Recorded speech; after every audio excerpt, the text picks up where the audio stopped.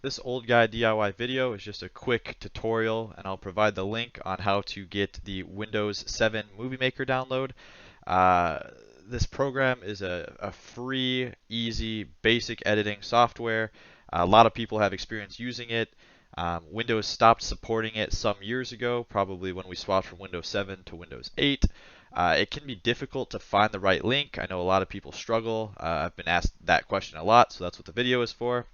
I found this post on a forum from 2017.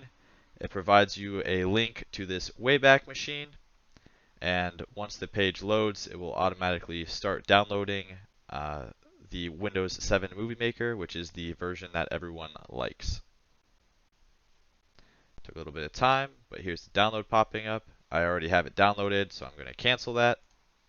But I will show you a little bit of what the format looks like, which version Windows 7 Movie Maker is, the one that everyone likes. And if you've never used Movie Maker or aren't familiar with it, this is the version that we are talking about. This is the layout. Here's a quick video that I was putting together earlier.